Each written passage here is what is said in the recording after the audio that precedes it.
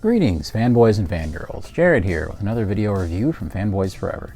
Today we're going to be looking at two figures that I think are probably some of the most obscure homages in the entire line. And that's Terroar and Lord Grasp. And these figures actually have a very interesting story behind them, and you may have noticed that they're not the only versions of these guys that I have conjured up right here on the channel. And as you can see beside of them, they have some counterparts, and we'll get into exactly what those are. But before we begin, make sure that you subscribe because I do Masters of the Universe content all the time. And of course, be sure to like the video because that really helps our channel grow. And with all that out of the way, let's begin. So of course, we'll take just a very brief moment to talk about the packaging for these figures. Of course, we have Lord Grasp here, and we have Terroar. Of course, the regular card backs are just the Snake Men kind of style of Origins cards that we've seen in the past. And on the back, you can see some absolutely beautiful Preternian artwork. Now, if you're not sure what that term means, it just means a time in Eternia's history when it was the ancient past. Of course, the Netflix cartoons gave it sort of a different meaning, kind of creating a Valhalla out of that term, but still. On the back, you can see some cameos from some characters. One of them is Plasmar. This is a figure that is also tied to these guys, and I'm sure we'll see him eventually. We can see in the background one of the giants, which is of course the awesome Megator, or Megator, depending on how you pronounce it. And on the other side, we can see Terror actually facing off against Shirella, and even an ancient version of Castle Grayskull. Also, there's dinosaurs, so that's always a good thing. And I believe that for the time being, that these are to be found in Walmart assortments. I believe that they're mixing them in with assortments of the cartoon collection figures, particularly in cases with Stratos and Merman from that Filmation cartoon collection. So happy hunting. And a special thanks to Brandon, the other guy that's sometimes on the channel, for finding these for me at his local Walmart. So being a new father to a newborn, there's not a lot of time for me to go toy hunting anymore. So Brandon has really helped me out by being my eyes and ears. That's what best friends are for. And with all that out of the way, let's begin. So for the time being, I'm going to go ahead and remove these guys, and we'll talk about them here in just a moment. But we're going to just talk a little bit about the origins of these Origins figures. So basically, these are concept figures. They were never actually released in the 80s line. Instead, by comparison, this was a fairly recent discovery when there were design documents discovered several years ago that shown concept artwork. They were in black and white by one of the Masters of the Universe artists, Errol McCarthy. Basically, these were characters that were going to be kind of kit bashed together out of existing parts only. That meant not even accessories or head sculpts would be new. This would be purely pre-existing parts, a trick that Masters had pulled before.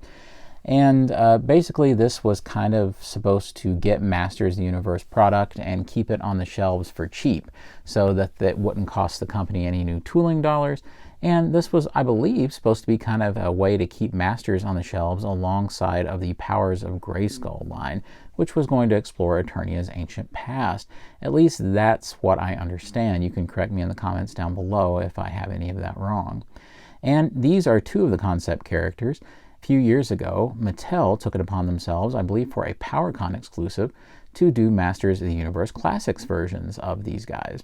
And for that project, they decided on coloration for these figures. And of course, they already knew what parts to use. So what you're seeing today are really remakes of classics figures that were bringing abandoned concepts from the original line to life. Now, that's a whole lot to kind of grasp about these figures, but that's the deal with them. So it really makes them exciting because there's so much lore behind these guys. With that explanation of what they are out of the way, I'll definitely show you just a little bit of this really cool mini comic. So you can see this is called the Leviathan War, and this actually visits a time period that I've not really seen anything from, and this was kind of the war over who would lead the Snake Men. You can see that there's some characters in here that have not been released, and there's some new Snake Men characters that I just haven't seen anything from before. It's mostly a villain story, and I thought it was handled really, really well. A little cameo from Sirpos right there, so really cool. All right, so I'm just going to start out with Lord Grasp here. Out of the two, Lord Grasp visually is the one that has always excited me the very most. There's something about the color scheme, there's something about what they do with the design and the parts use and everything. The crazy part is you could have almost sworn that he would have come out back in the day as a figure in the original line. He definitely carries forward that old school aesthetic that we all know and love. And that's the cool thing about him. He passes the smell test as being an old Masters of the Universe figure. And that's awesome that they were able to find these old designs and kind of bring them back to life by filling in some of the gaps about what they were supposed to be and what the designs were. I really do love the black and the yellow and how they kind of clash together. He really does look like a venomous snake that would be extremely dangerous. I also like the simplicity of how it almost looks like he's just wearing like a spandex leotard or something, and it just has the Snake Men logo right there. They forego any of the scaly body parts except for the actual head, and instead they do this interesting kind of printed on design of these scales. So I think that's a really cool decision. I also like that they take the bumps on Clawful's claw right here and they paint over them to make it look like the surface of a snake's skin. So this is just very creative parts usage. I'm also a big fan of how they utilize the head sculpt from Squeeze. Now, Squeeze is a figure that I think is awesome and one of the best deals in the entire line because he's a basic figure and he's huge. But I will say that Squeeze as a character has always had what I would consider to be a very generic head sculpt. Well, this really solves that problem. It turns out it's not really the sculpt, it turned out it was the paint application, giving more of just a generic green monster. With this really does make him seem like a specialized character, and I think that's awesome. I'm also kind of intrigued by this orangey kind of color and this off green. I think this is an awesome colorway, and I think it's terrific that it came on the figure.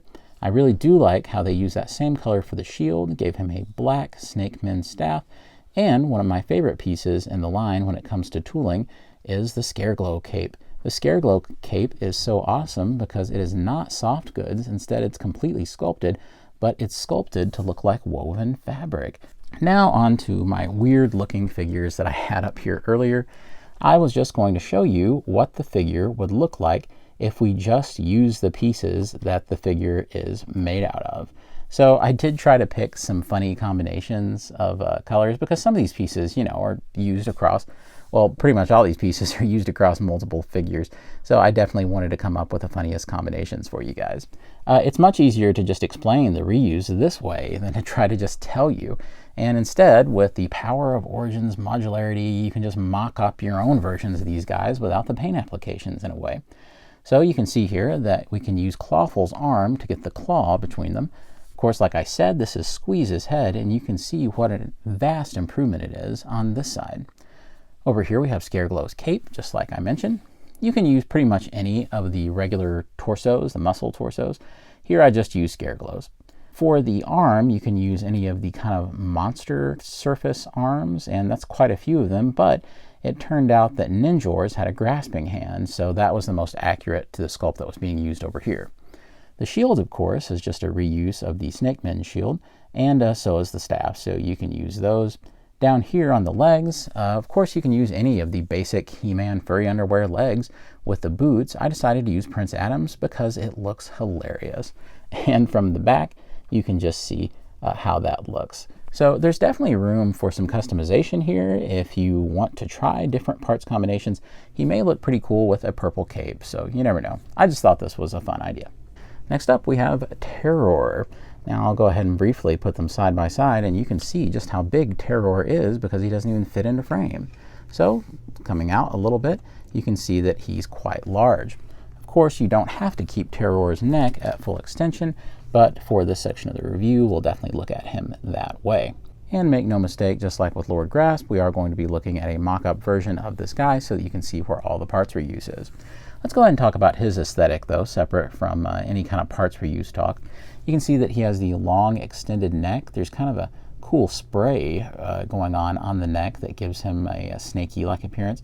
And anytime this piece has been used, it's just been one solid color. So I am glad that this is finally the one that does something with the paint. I hated seeing it used as one solid color in the other releases because it's not quite right.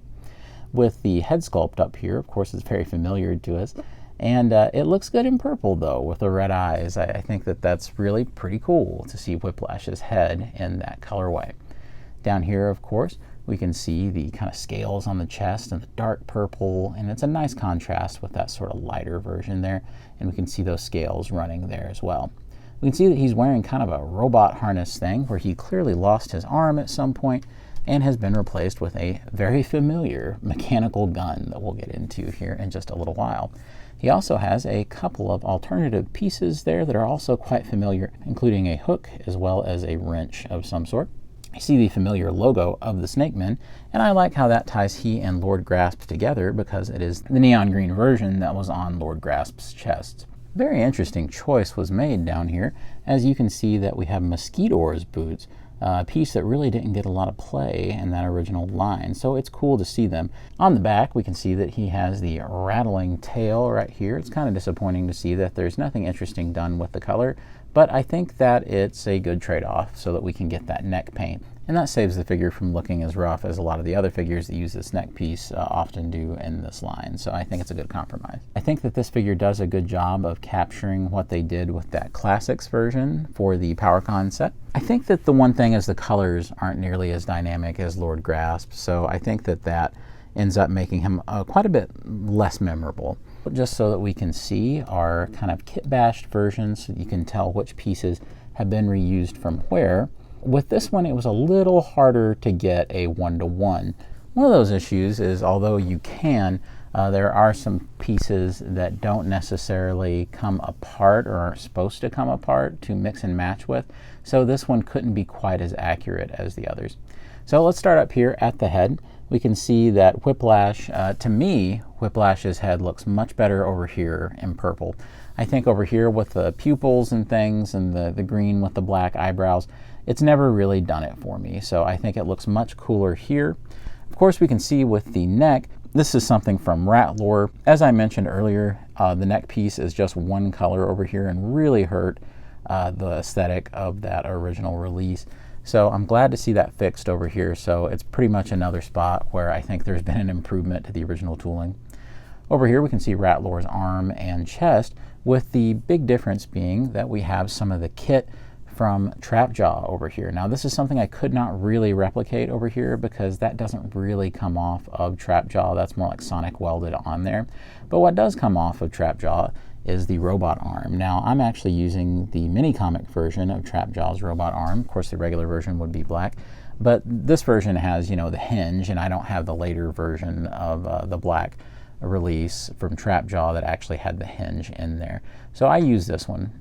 And then down here, I could not replicate this because basically the crotch piece for these figures, they're not supposed to separate. The legs really don't come off of them. You could heat them up and switch them out that way. You can totally do it, but I don't really feel like doing that. It's kind of a lot of trouble and could hurt your figure. Of course, if we turn the figures around, you get kind of a better idea of the Ratlore reuse and how that works back there. And although it's a little less exciting to do it like this, you can take Terroar and get rid of the neck extension. And he's definitely more orc-like in this state. I still think this looks really cool though.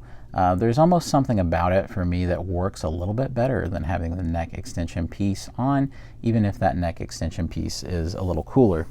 Putting them side by side again while he's in this form, it's a little easier to compare them and see them side by side, and I think that actually looks pretty nice. Here's our truly bizarre duo right here, and how that would look if there was no new colorways added. Another figure that finds its origins in those old design documents that were discovered several years ago is Slamurai, actually, that was released in the standard line. So here he is with Lord Grasp. I think that they're a great combination. Another figure that has its origin in those documents is the Snake Trooper. Of course, the thing that all of these figures have in common is that there was no new tooling whatsoever done for them. So that was definitely a cost-saving maneuver by Mattel had these ever gone to market. I do feel that there's definitely a temptation to flat out dismiss these guys because there's no new tooling and it seems like an easy win or an easy profit for Mattel. But you also have to think about the old saying that necessity is the mother of invention. As you can see, even some folks' favorite Masters of the Universe figure, say for instance Stinkor right here, is the same type of deal where they didn't do any new tooling for this guy and instead used parts to create something that was brand new. I would actually really like to rig up a Plasmar to put with these guys, but Plasmar actually utilizes some Hero tooling, and because Hero from the Powers of Grayskull has not been released in the line, I really wouldn't be able to do it correctly. So that would require, you take Fisto's head, use Hero's armor, and basically you would also use Squeeze's legs. So I'm really looking forward to seeing that eventually. Like I said, at least at the time of recording for this video, these guys have been exclusive to Walmart. It amazes me that this far into the line, this many years on, after so many people, not saying any names, had sworn that the line was over, that Mattel keeps finding ways to get out new releases. These guys are really exciting, and of course this mirrors the kind of what they were doing at the end of Masters of the Universe Classics. And I actually think this line at this point is far healthier than Classics was at this same juncture, because I do believe that we all knew that basically these guys were the last gasp. Instead, these guys actually represent some pretty exciting concepts, and they turned out really, really good. So I'm really glad to see them, and definitely very happy to add them to the collection. They are $19.99 a piece, and I think that that's pretty well on the money for what these guys are. Of course, I do think that Terroar ends up feeling a little light on accessories because he just comes with the arm attachments. Now, of course, he has the neck extender piece, so that does make up for it, but I do wish he'd come with something like a Snakeman staff or something like that, just to make the selection feel a little meatier. All right, guys, now it's your turn to let me know what you think about these guys in the comments below. Have you had any luck finding these guys? Apparently they are a little difficult to find, at least at the time of recording. I definitely think that they're worth the trouble. If you guys can locate these, they're a very exciting and cool addition to your Masters of the Universe collection. Of course, I'm a huge fan of the Snake Man, and clearly so are the folks who work on Masters of the Universe Origins, because they seem very dedicated to making sure we get all of those characters, including lots of new additions. So for me, it really works out well. Maybe if you're not much of a fan of the Snake Men, you could probably comfortably skip these guys and just not worry about it. But hey, if you're crazy over the Snake Men, definitely make it happen. And I can't wait to see figures like Viper come out. That, of course, is modeled after the Viper Tower of Eternia, so it is an exciting time for Snake Men fans. And as always, God bless you and yours. Like the video, subscribe if you can, all that good stuff, and I'll see you on Fanboys Forever. Fanboy out.